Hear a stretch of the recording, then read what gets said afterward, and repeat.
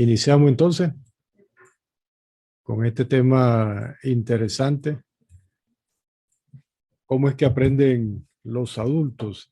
Y hay toda una ciencia, digamos, una disciplina que le llaman andragogía, que tiene que ver la pedagogía relacionada a la formación de adultos, que es totalmente distinta a la pedagogía, que se relaciona más a la educación a los niños. Hay quienes están de acuerdo con esta distinción y hay quienes no están de acuerdo con la distinción, pero bueno, no vamos a entrar en ese tipo de discusión. Lo que sí podemos aprovechar es los consejos, la sugerencia o la propuesta que hace la andragogía para que nosotros como facilitadores, al tenerlo en cuenta, podamos ejercer un proceso de formación adecuada para los adultos. Y estamos hablando ya de personas adultos, ya desde un joven de 14, 15 años hacia adelante, podemos aplicar este tipo de metodología. Entonces, ¿cómo aprenden los adultos? Y en esta reflexión que podamos hacer, también examinémonos nosotros mismos para ver si eso aplica a mi manera de aprender, si descubro algo nuevo a través de esta presentación que desea compartir o profundizar en algunos temas que no me quedaron muy claros. Bien, veamos. Lo primero, como facilitador, que yo debo tener en cuenta es que la formación es un proceso que toma en cuenta a toda la persona. Y aquí el concepto de persona es algo que debemos de procurar comprenderlo. Ser persona es una realidad corporal y también espiritual. Tengo cuerpo, tengo subjetividad. Soy un ser libre. Puedo perfectamente reconfigurar mi vida. Puedo tomar control de mi vida. Eso es el ser persona. Entonces, cuando yo como facilitador estoy al frente de un grupo de participantes, lo primero que debe venir a mi mente en esta visión que les propongo es no enfocarme en el grupo, es no enfocarme en el individuo, sino de tener en cuenta que quienes están en mi taller son personas, es decir, seres libres, seres corporales y espirituales que tienen deseo de renovar su manera de ser, digamos, renovar su manera de ser personal. Así tengo que verlo. No nos interesa mucho el resultado grupal. Nuestra formación no debe ser enfocarnos en el colectivo, en el grupo, sino que nuestra formación debe ser personalizada, enfocarnos en la persona, en lo que está sucediendo en cada uno de los participantes asistentes a nuestro curso. Eso es lo que tenemos que tener en cuenta. Entonces, no sé si esa parte que le compartí ahorita estamos claros. Y sobre todo, si somos también personas creyentes bautizados, en mi taller estoy ante un hijo de Dios por el bautismo, ante un creyente que lucha, digamos, por ser fiel en su fe. Entonces, así tengo que ver a cada participante.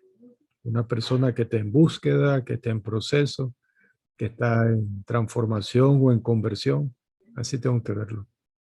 Entonces, como facilitadores, somos formadores de personas y eso requiere considerar la complejidad del ser humano y atender esas dimensiones de desarrollo. La persona es compleja, no solo es cuerpo, no solo es emociones, no solo es inteligencia, no solo es memoria, no solo es voluntad, es también un ser espiritual, es un ser comunitario, social. Entonces es una realidad muy compleja. Y nuestra formación tiene que ir dirigida a esa complejidad de la persona, o sea, de manera integral. Por eso yo he insistido mucho en que nuestra formación no es dar información, porque ahí entonces cultivamos solo la memoria o la inteligencia, sino que nos interesa trabajar la voluntad para la toma de decisiones y la transformación de la persona, y que toda la formación que demos se convierta también en espiritualidad para los participantes. Entonces el reto es una formación integral que trabaje todas las dimensiones de la persona humana.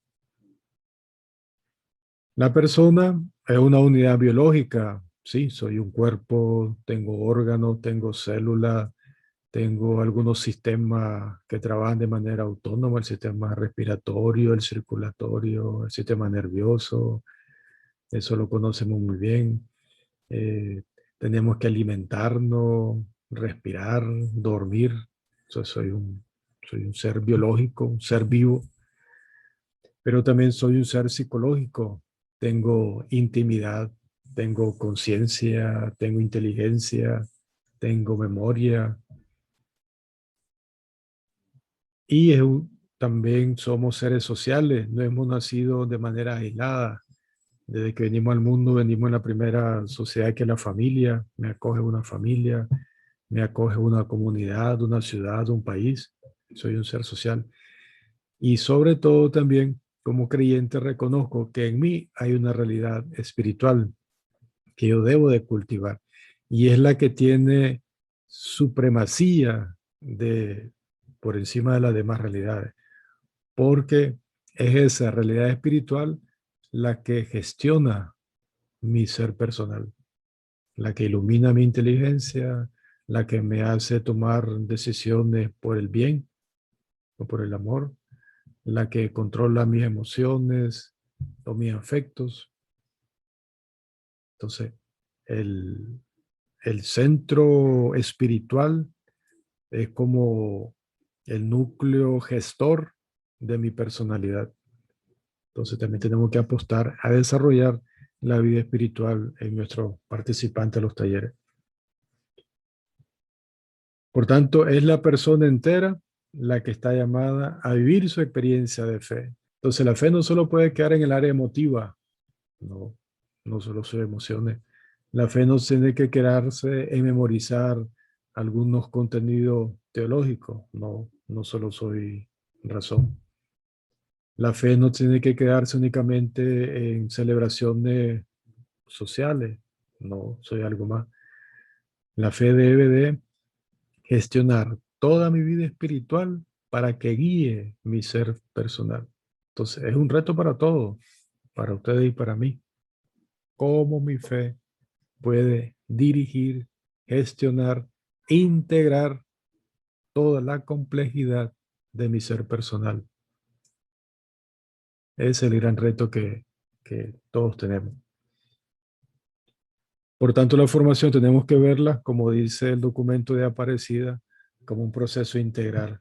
Formación humana, formación comunitaria, formación espiritual, formación intelectual, pastoral y misionera. Esas son las dimensiones que debemos de tener en cuenta al momento de desarrollar nuestros talleres. Entonces, como ven, es una visión amplia, tratando de integrar la totalidad de la persona. Con respecto a la dimensión humana, ¿qué vamos a comprender, a entender nosotros sobre eso como facilitadores? A acompañar a la persona para que reconozca, acepte, valore, sane, viva en equilibrio y alcance la plenitud en los siguientes aspectos.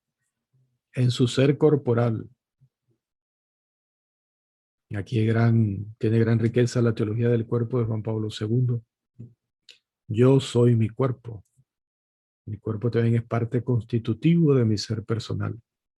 Yo no puedo rechazarlo. Tengo que aceptarlo tal como soy. Mi cuerpo es sexuado.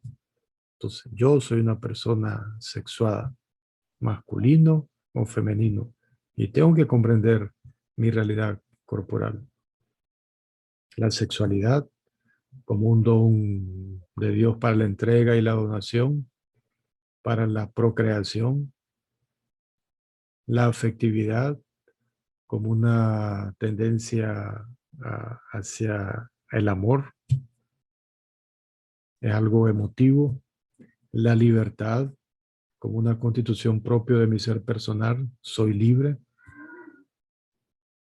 mi historia personal que debo de aceptarla y de integrarla dentro de mi vida.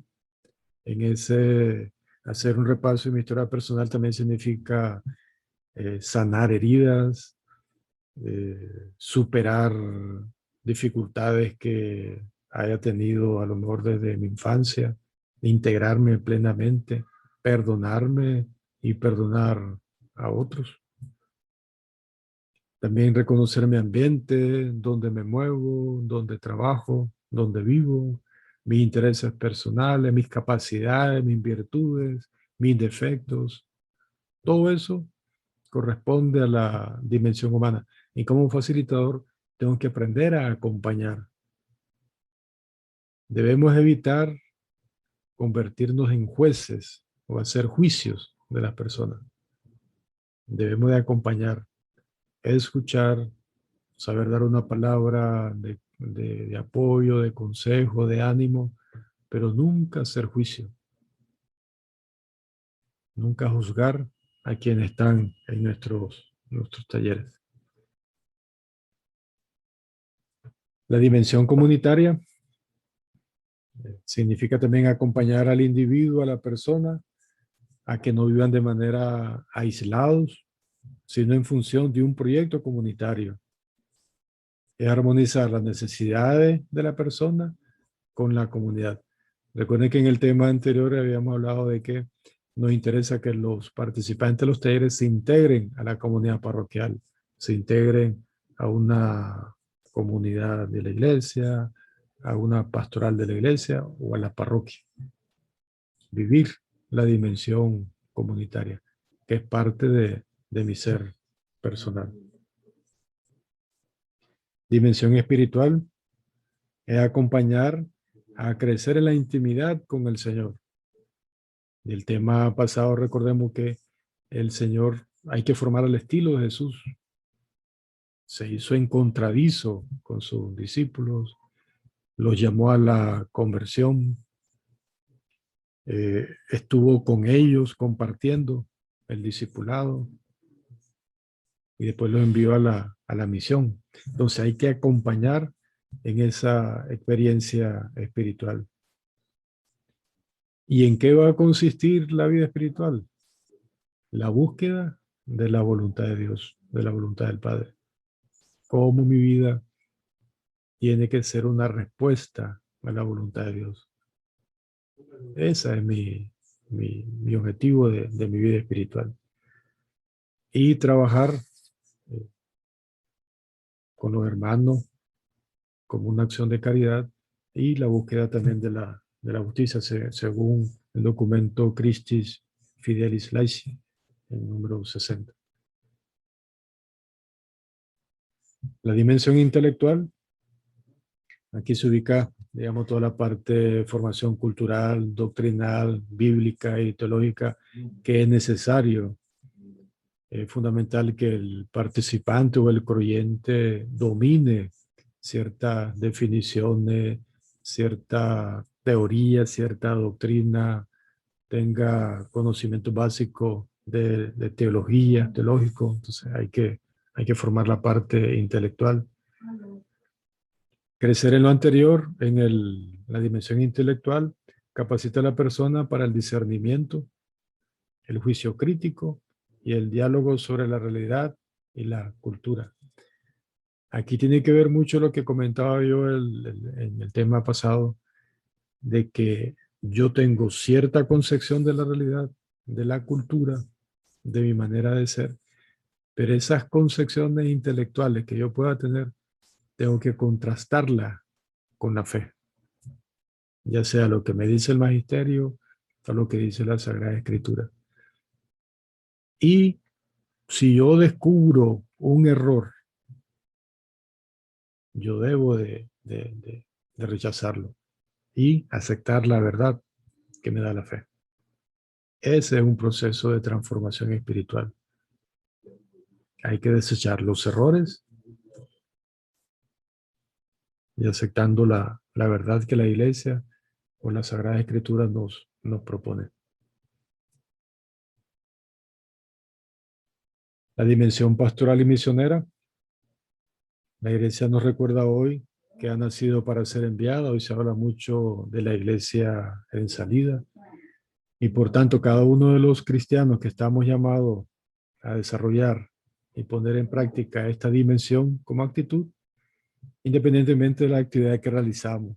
Entonces, los participantes de los talleres, los que se están formando en temas de amor y leticia, o teología del cuerpo, o sobre la verdad del matrimonio, la persona o la familia, al final con los conocimientos bien claros, se convierten en misioneros.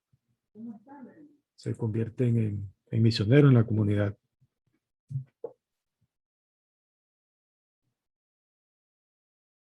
¿Y cómo es que aprende el adulto? Bien, lo primero, el adulto es responsable de su propio desarrollo. El adulto se responsabiliza de su aprendizaje. No es, digamos aquí, no es tratarlo como a un niño, que si ya hiciste la tarea, que te estás retrasado en tal cosa, no. Él debe de asumir el control de su aprendizaje. Como facilitador debo de ofrecer las herramientas, las estrategias, los documentos que necesite, pero él debe de responsabilizarse por su propio aprendizaje. Otro tema importante también es que el adulto conecta lo que aprende con su experiencia. Si yo le estoy dando un tema que a él no le interesa, que no tiene que ver nada con su vida, ese contenido el adulto no lo va a aceptar. O sea, ¿por qué? Lo va a reconocer como inútil, que no puede ponerlo en práctica, no le resuelve ninguna problemática ahorita. De reto para nosotros de enfocar, de conectar los contenidos que vamos a dar con la experiencia de cada de los participantes. Esto lo vamos a entender un poquito más cuando veamos el ciclo de aprendizaje por la experiencia en el próximo tema. Y un adulto que aprende siempre está preparado. También ya le había dicho que el adulto que aprende busca la aplicación práctica, quiere integrarlo en su vida, quiere resolver un problema con esa información que está recibiendo. A él no le interesa que le demos información que la va a aplicar de aquí a 5 o 10 años, no le interesa. Le interesa algo concreto para aplicarlo ya. Y ese punto de entregar contenidos para aplicarse es un criterio para nosotros de dosificar el contenido, no meternos en discusiones que no sea de aplicación inmediata. Entonces yo la recomendación que siempre doy a los facilitadores, 2 o 3 ideas que se puedan aplicar. Con eso es suficiente. No hace falta leer grandes documentos ni hacer una gran conferencia, no. 2 o 3 ideas y que sepa aplicarlo. Y el adulto que aprende está motivado. Y algunos principios también para tenerlo en cuenta. El primer principio, los adultos deben estar implicados en el desarrollo y evaluación de su propio aprendizaje. Tenemos que involucrarlo, generar grupos de discusión, escucharles cómo hablan, cómo proponen, cómo defienden su argumento. Tenemos que involucrarles. No soy yo el centro del aprendizaje. Yo soy un facilitador. Quien es el centro es el participante. Entonces, debo de aprender a escucharlo. Principio 2. Los adultos aprenden cuando pueden experimentar y también cuando cometen errores. Si alguien falla en nuestro proceso, eso es motivo de aprendizaje. El error no se castiga, No aplazo a alguien porque se equivocó. Aquí el error es fuente de aprendizaje. Los adultos aprenden cuando el aprendizaje se centra en la resolución de sus problemas, directo al grano. Si es tema de familia, directo a un tema concreto de familia.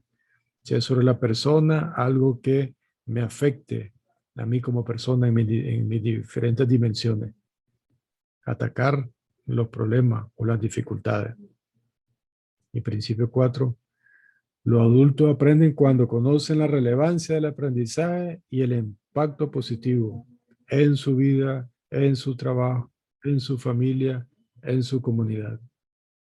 Bien, ese es el tema así de manera rápida de este, de este módulo 2, cómo aprenden los adultos.